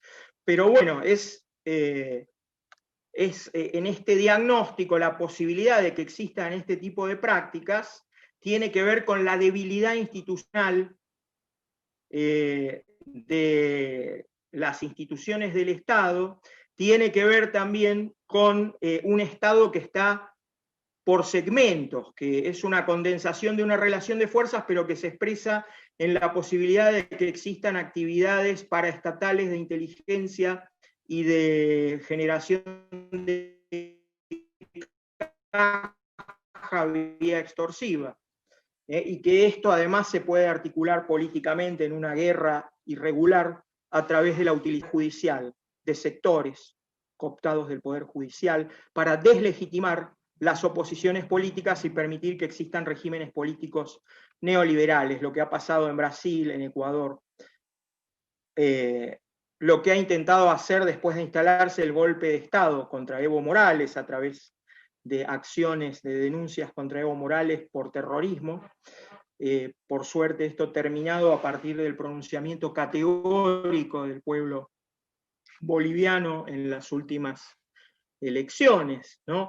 Pero a eso a mí me parece que hay que agregar también la articulación, las redes corporativas que vinculan estos poderes fácticos, estos poderes estatales neoabsolutistas, que actúan antijurídicamente, sin duda, con poderes privados, no estatales, poderes sociales, macrosociales, privados, no públicos, que actúan sin marcos de regulación, o sea, actúan praeter legem, actúan sin marcos de regulación adecuados que surjan de un derecho de génesis democrática y cuyo eje sean los derechos humanos. Por ejemplo, la mediocracia, es decir, el monopolio de los grupos multimedia sobre una pluralidad de soportes y vías de información, comunicación y entretenimiento que les permiten sesgar y construir las prioridades de la agenda pública de discusión, impidiendo que exista algo así como una deliberación pública democrática, ¿no? Las corporaciones vinculadas a las nuevas tecnologías de información, comunicación y entretenimiento que tienen que ver con las redes sociales, lo que se llama normalmente las redes sociales y que entran dentro de un campo semántico, posverdad, fake news, big data, y la utilización de la información como una mercancía para producir estrategias de marketing político o de marketing comercial.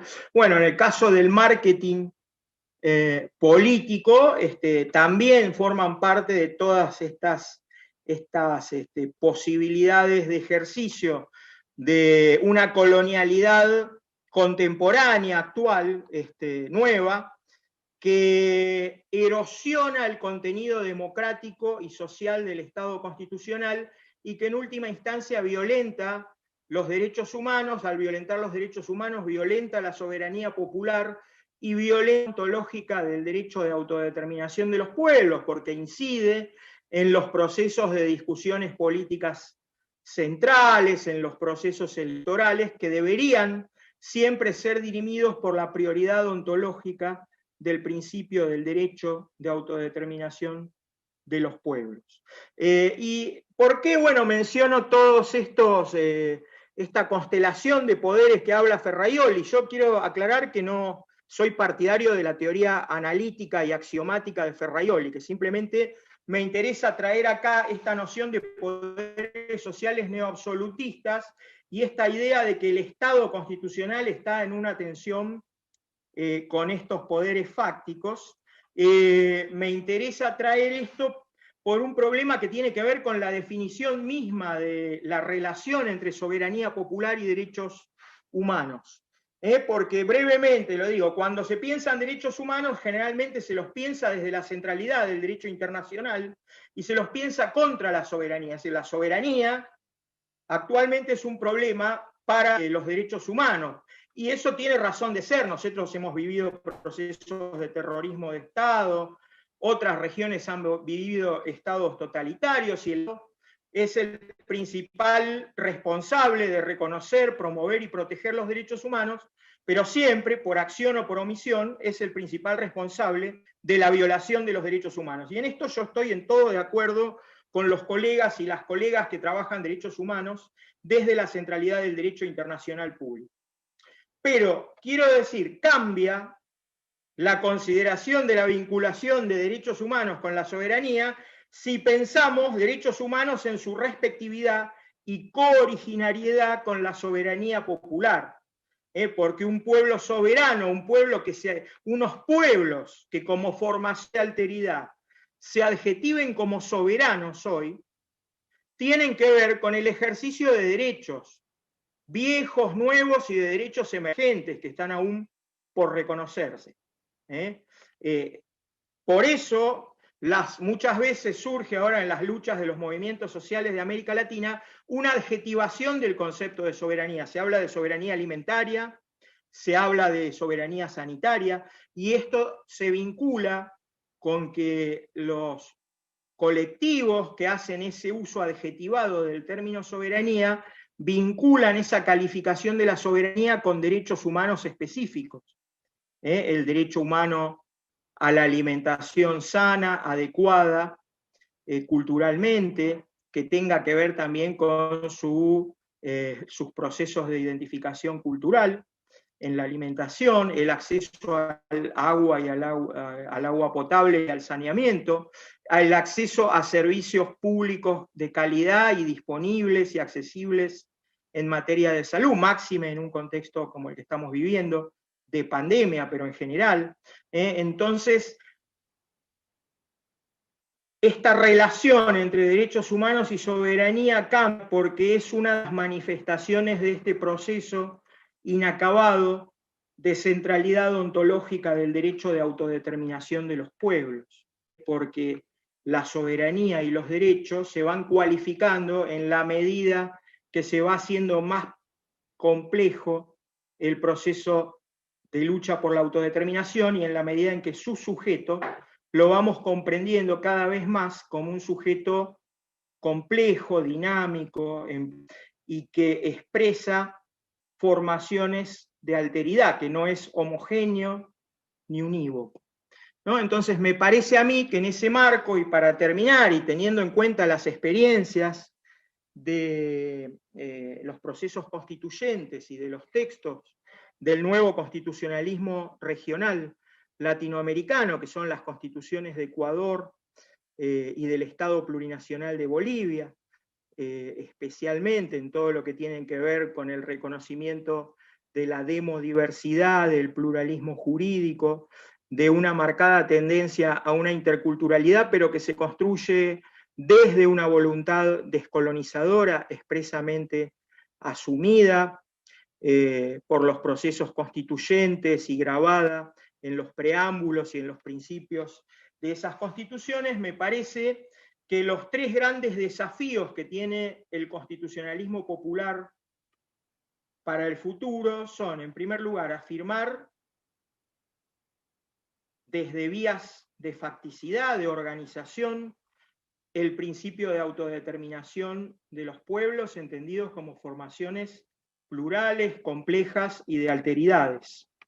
En segundo lugar, eso hace posible pensar en un constitucionalismo intercultural, que no repita las pautas del reconocimiento que ya están dadas por las etapas del constitucionalismo anterior, es decir, por el constitucionalismo, por supuesto que no, por el constitucionalismo de integración de las formaciones de alteridad o por el multiculturalismo políticamente correcto, liberal, sino que piense en la complejidad y en las redistribuciones de poder social que exige reconocer el carácter plural de nuestros pueblos para poder plasmar una discusión sobre las reglas del reconocimiento, no para repetir las fórmulas del reconocimiento, sino para discutir las reglas del reconocimiento. El desafío del constitucionalismo intercultural.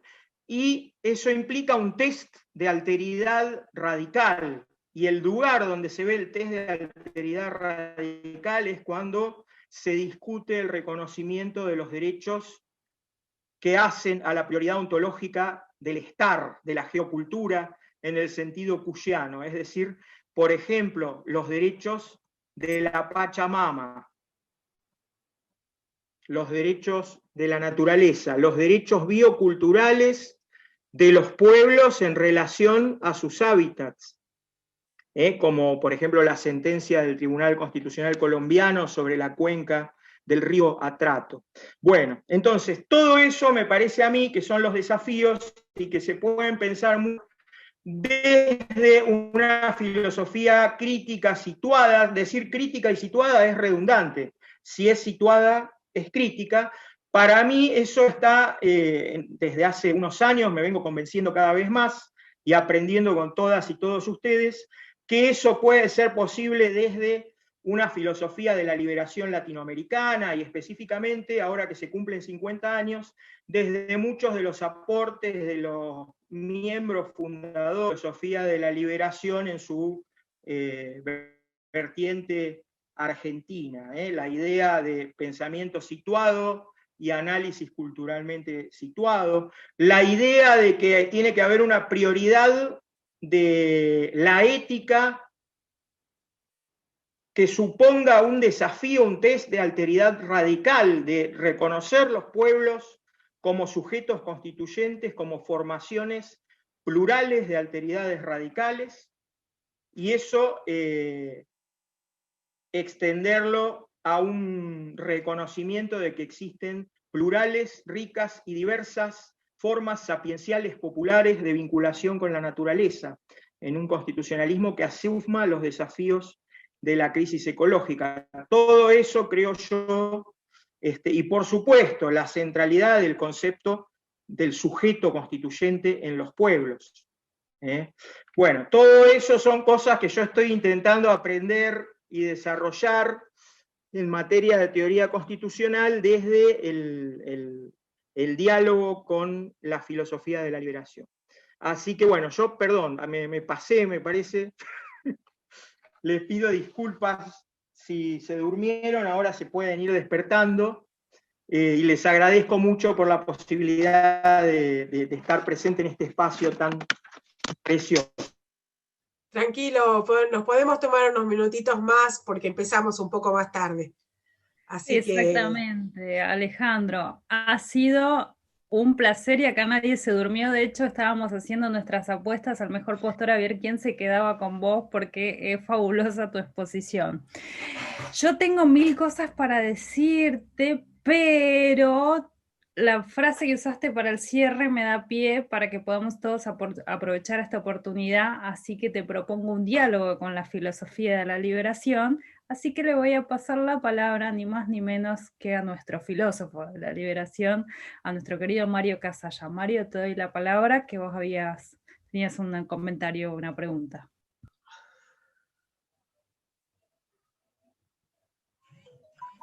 Sí, en función de la hora, más que una pregunta, ratificar algo. Cuando Asofil decidió coauspiciar este curso, no es porque nosotros tengamos el sí fácil. En general, Asofil auspicia las actividades que hace y coauspicia algunas cosas en las cuales cree. Nosotros venimos desarrollando a través de Enrique I, pero luego de los jóvenes que se fueron acercando a Asofil, un diálogo con el derecho. De manera que yo no solo auspiciamos esto, sino que yo he participado presencialmente de 3 de las 4 reuniones, y que he escuchado la cuarta por YouTube, por la grabación que ustedes tenían. Y lo hice también no por políticamente correcto, sino porque me interesaba. Es decir, creo que la filosofía de la liberación tiene en el diálogo, y la filosofía política y ética de la liberación tiene con el mundo del derecho un diálogo apenas iniciado. Lo ha iniciado muy bien ese verdadero maestro y el redactor de nuestro primer manifiesto. Ese joven de 80 y pico de años que es el amigo Enrique Dussel. Yo lo he hecho acá con los compañeros que estaban por aquí, por América Latina, pero está apenas iniciado y es vacante. En este sentido, nos congratulamos de haberlo escuchado, y si me quedé es porque aprendí. Y sugiero, los nombres son importantes, no son cuestión de cosas, pero como no son cuestiones nada más de formas, el nombre Derecho y Liberación es muy pesado, porque yo creo que a las facultades de Derecho, digamos, y a nosotros en el mundo de las humanidades, la pagamos muy caro. Muy caro, ahora ya no, ya pasó lo fundacional. Bueno, son difíciles. Miren, usen el nombre que quieran, que les sea más importante. De hecho, hay filosofías interculturales, filosofía decolonial, pero la liberación es un paradigma, o sea, un núcleo duro de ideas que no es cualquier cosa. Y no dice lo mismo que la palabra libertad, que es lo primero clave. Entonces, dentro de ese paradigma que va a cumplir ahora 50 años, hay variedades disciplinarias. Exploten esa variedad que yo llamaría, sin lugar a duda, derecho de la liberación o para la liberación. Pero llámelo como sea importante, pero continúen este diálogo. Por lo demás, la mejor manera de continuarlo es leyéndose entre ustedes y lo otro no siendo provincianos. Nos están escuchando algunos europeos por allí. Tenemos que participar de los diálogos globales. Lo peor que le puede pasar a la filosofía de la liberación o al pensamiento de la liberación es que te encierren en una cátedra.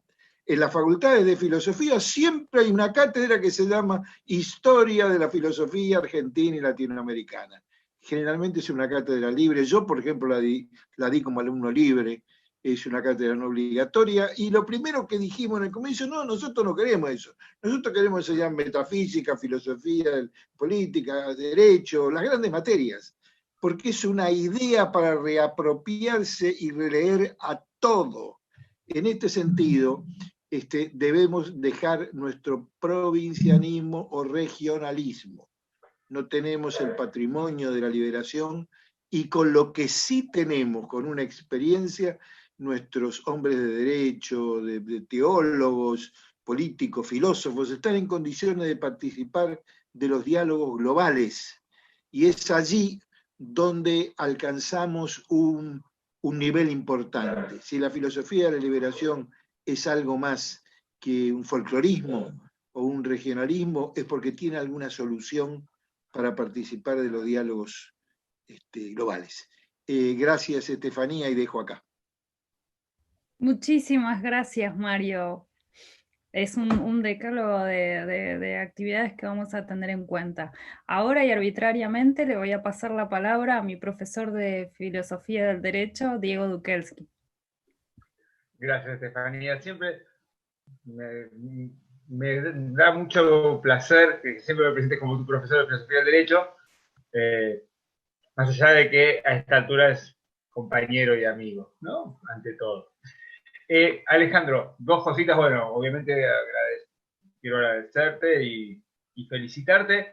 Dos comentarios nada más. Uno que tiene que ver con algo que me parece muy importante, como la heterogeneidad del Estado también. Por eso solemos hablar del Estado como algo homogéneo, y parece que cuando perdemos, todo lo que haga el Estado va a ser de los malos, y si ganamos, todo lo que va a hacer el Estado es de los buenos, ¿no? Y vos algo dijiste sobre los poderes no controlados del Estado, pero incluso dentro de lo institucional y formal hay heterogeneidad. Quiero decir, no es lo mismo la visión que tienen los derechos humanos el secretario de Seguridad de la provincia de Buenos Aires que la ministra de Seguridad de la Nación, para poner un ejemplo mínimo, ¿no? Entonces, me parece que siempre tenemos que, digamos, no tenemos que pecar de optimismo o fetichización de ahora estamos en el Estado, los que consideramos nosotros, y todo lo que venga del Estado va a estar bien, como cuando están los malos, no saber que también hay cosas que se pueden hacer. Y el segundo comentario en relación con los límites del derecho internacional de los derechos humanos, tiene que ver con que, fíjate cómo, por ejemplo, la UBA, que es la inteligencia de la derecha liberal, por decirlo así, en términos generales, ¿no? Hoy, lamentablemente, Lucrecia Córdoba lo sufre, pero nuestra querida UBA hoy es eso, básicamente, en su mayoría, ganó durante el gobierno de Macri todos los concursos, estos ficticios que se hacen de competencia de derechos humanos. E incluso Mauricio recibió a los equipos ganadores de la UBA, que ganaron estaban Milagro Sala Empresa, y Santiago Maldonado, y gente en Cana por publicar cosas, tweets.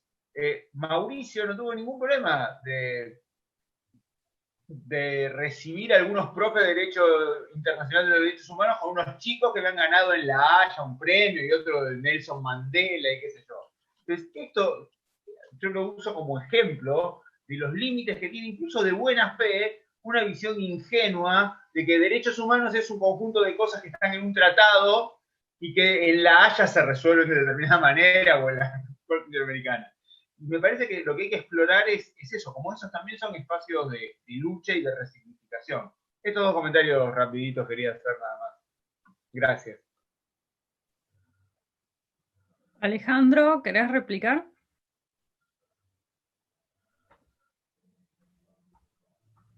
Anda por ahí. No sé si me escuchó. Estás muteado, Alejandro. Estás muteado, Ale. Estás en silencio, Ale. Perdón. Decía, bueno, empiezo, gracias Diego por los comentarios, gracias Estefanía, Enrique, gracias Mario. Yo quería decir una cosa sobre lo que dijo Mario, porque yo no quiero quedar como que hice una exposición, no me gustaría que vos interpretes que pretendía hacer una expresión provinciana, ¿sí? Sino que justamente lo que pasa es que la discusión en teoría constitucional es demasiado de recepción pasiva de modelos y de teorías, y hace falta un pensamiento situado. Y el pensamiento situado es un pensamiento que no es que se cierra, ¿verdad? Es esa la intención. No, de ninguna manera yo pensé, no me refería a vos por el tema de folclorismo, sino de que los otros te encierran en uno y decían, estos son los latinoamericanistas. Claro. Solo eso, no somos eso. Bueno, pero peor es la inexistencia, es decir, que no exista. Y que directamente todo lo que se discuta es lo que viene de afuera, ¿no? Entonces, por lo menos hay que intentar un diálogo. Para que haya diálogo tiene que haber dos perspectivas, dos interpretaciones, por lo menos, ¿no? Muchas más también. Pero bueno, yo te agradezco mucho ese comentario y es una responsabilidad para mí hablar frente a usted, Mario. Le agradezco que me tutee y todo, pero me pongo colorado. Bueno, después con Diego, coincido con lo que decís. Mirá, hay un tema en derechos humanos que es yo diría que es un tema que está predominantemente tomado por los especialistas en derecho internacional público, que son muy bien intencionados y muy progresistas, y con los cuales yo trabajo mucho, en muchos lugares. Pero el problema que tienen es que ellos tienden a ver implícitamente el derecho como una especie de pirámide jurídica monista. Vos me entendés lo que yo... donde en el vértice está la Organización de las Naciones Unidas y la Carta Internacional de Derechos Humanos, que es la declaración, los dos pactos gemelos de derechos civiles y políticos y los derechos económicos, sociales y culturales, y ese es el vértice de la pirámide, y para ellos todo lo demás se deriva de ahí. Entonces lo que hacen es estudiar muy bien, muy concienzudamente, sentencias ejemplares de la Corte Interamericana de Derechos Humanos, que por cierto tiene muy excelentes sentencias, que ha mejorado mucho en los últimos años en sus estándares de derechos económicos, sociales y culturales, de derechos de los pueblos originarios, nada que decir respecto a esto, sino por la metodología, es más una cuestión metodológica. Entonces, ellos acentúan esto que con David Sánchez Rubio venimos llamando hace años un paradigma postviolatorio, que muestra la punta, ¿no? La punta del iceberg visible son estos casos ejemplares.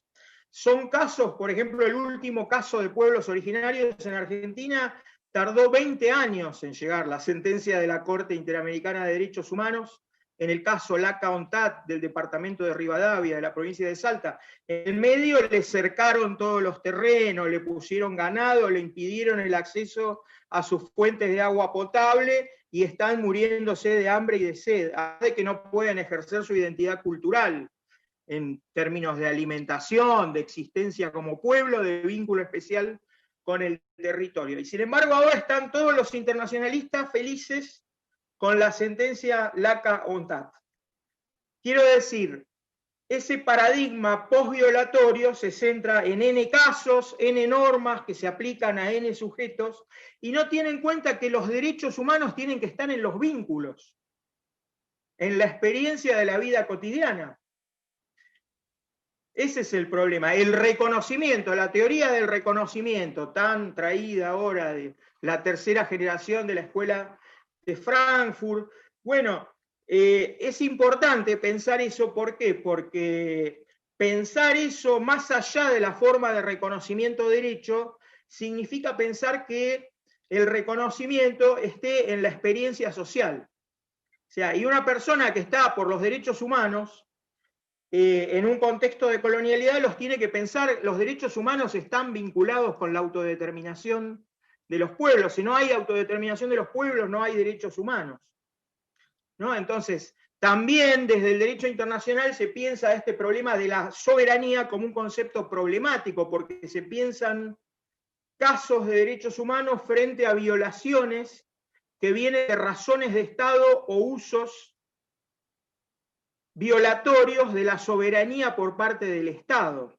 Pero en cambio, si los derechos humanos se piensan desde la experiencia del ejercicio de la soberanía de los pueblos, pasan a una dimensión de reconocimiento distinta. Entonces a mí me parece que siendo muy importante y siendo necesario, inevitable, necesario, importantísimo, el trabajo sobre el derecho internacional de los derechos humanos, tiene que complementarse, tiene que completarse con una visión más compleja que atienda a la experiencia de los vínculos para ver si allí esa forma de convivencia que promueven los derechos humanos se verifica o no se verifica, ¿no? Entonces, bueno, todo esto se puede solucionar ampliando los diálogos, no cerrándose en posturas dogmáticas, sino al contrario, promoviendo más aperturas dialógicas, más perspectivas y abriendo los problemas, ¿no?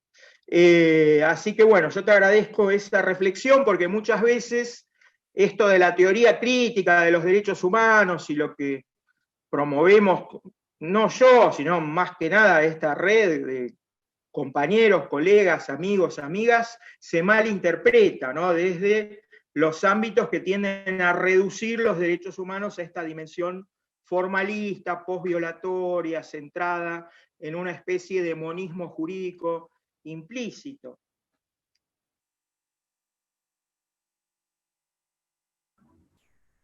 Excelente. Enrique. Bueno, muchísimas gracias, Steffi, muchísimas gracias realmente a cada uno, cada una de ustedes. Ya por la hora tenemos que ir cerrando, lamentablemente, porque da para mucho más. Quisiera simplemente una reflexión sobre esto último. La reflexión sobre toda la charla de Ale sería imposible, porque realmente nos da en cada uno de sus tramos temas para seguir conversando. Pero quisiera entonces, a modo de cierre, simplemente señalar a partir de esta provocación de Diego, una cosa que estábamos pensando, les cuento por el chat privado, era ¿a dónde los mandamos a Diego y a Alejandro después de esto? ¿Quién les va a dar asilo? Alguno dice que por ahí conoce a uno en Bolivia que los puede llegar a recibir, no sé. Lo cierto es que Alejandro, y en esta última conversación hacían alusión a la mal llamada, ¿no?, derechos humanos de primera generación, que serían los encargados de proteger la libertad, la mal llamada segunda generación, que serían los derechos más vinculados a la igualdad. Y en la encíclica Fratelli Tutti, el Papa nos propone pensar el mundo, la política, la sociedad, la comunidad, a partir de la fraternidad. Una categoría eminentemente latinoamericana, porque la fraternidad implica justamente la relación con el otro y también con el tercero. La palabra el otro que permanentemente aparece en la encíclica. La fraternidad implica que si somos todos hermanos, no hay un padre que nos conceda la libertad, no hay una madre útero que nos permita ahí la igualdad. Somos todos hermanos, por lo tanto hay conflicto. Rómulo mata a Remo y después funda Roma, Caín mata a Abel y después funda Enoc. Somos hermanos, no hermanas, por eso hablamos de fraternidad y no de sororidad, porque no conocemos ejemplos, al menos en la mitología más frecuente en las distintas latitudes, de una hermana que cometiendo sororicidio luego salga a construir una ciudad o una civilización. Sí, los hermanos. Los hermanos se pelean, el conflicto está ahí, pero obviamente los hermanos no pueden vivir peleándose. Por eso hay una unidad que es superior al conflicto, pero que lo asume. Y en este sentido, pensar los derechos humanos desde la fraternidad implica precisamente pensar que no hay una igualdad que es un estado al cual se llega una vez para siempre, porque no hay una madre útero que lo garantice. Que no hay una libertad a la cual una vez que se consiguió ya está ahí, porque no hay un papá que la provea ni que la garantice. La libertad y la igualdad, nos dice la fraternidad, se consiguen luchando codo a codo constantemente. La igualdad entonces deja de ser un estado permanente para pasar a ser la necesidad, la convocatoria de la lucha constante por la justicia social. Necesidad de convocatoria que, lo explica muy bien el Papa en la Fratelli Tutti, no es que la tengamos que hacer porque somos buenitos o por mandato divino, sino porque solo nos realizamos nosotros ayudando al otro. En la parábola del samaritano, que es la que atraviesa toda la encíclica, el Papa se detiene sobre cómo es el samaritano el que se realiza al ayudar al herido que está al costado del camino. No, porque nadie se realiza si no es en una comunidad que se realiza. Y por eso entonces no podemos entender a la libertad como esa situación en donde mi libertad termina donde empieza la de los demás. Porque mi libertad está siempre en riesgo, si no la conquisto constantemente junto con los otros. Por eso es que entonces la libertad deviene proceso de constante conquista. La libertad, si es leída desde el prisma de la fraternidad, deviene liberación. Y es entonces en este marco en que me parece que podemos repensar los derechos humanos en este sentido que estábamos planteando, no como una pirámide donde alguien nos ha dado graciosamente una declaración, sino que es algo que todos, juntos y juntas, constante y permanentemente, debemos ir construyendo, defendiendo a través de muchísimas formas y medios. Bien, esto, por supuesto, recién empieza. Les cuento que estábamos conversando entre varios de los que estábamos por acá mientras escuchábamos a Alejandro y nos dábamos cuenta de la necesidad que tenemos de continuar esto, que el año que viene desde la Universidad de San Isidro, y a lo mejor también contemos con la parcería, esa palabra tan linda que nos viene del portugués, con la parcería del Tribunal Superior de Justicia, de la Asociación de Filosofía Latinoamericana, para poder hacer un ciclo que vaya durando todo el año y que nos permita ir madurando en conjunto todas estas ideas. Desde ya muchísimas gracias, esto recién empieza, esto fue el poner la pelota en movimiento y realmente el material que implican estas 4 conferencias, que 3 de ellas ya están disponibles en el canal de YouTube de la Universidad de San Isidro. Hace un rato nomás se subió también la de David Sánchez Rubio. Este es un material, creo que valiosísimo para todos los que somos docentes, no solamente en Derecho, también en Ciencias Sociales, en Filosofía, en distintas carreras. Y bueno, quedamos entonces en relación, les mando un abrazo muy, muy grande y bueno, realmente fue un gusto, un lujo y un honor haber podido compartir y aprender de ustedes durante estas 4 sesiones. Muchísimas gracias. Muchas gracias, Enrique, muchas gracias a la Asociación de Filosofía Latinoamericana, a Alejandro, a Lila, al otro Alejandro y a David Sánchez Rubio. La verdad que fue un lujo este ciclo de conferencias. Esperemos poder seguir el año que viene. Desde el Centro de Formación Judicial, muchas gracias a todas y a todos. Gracias.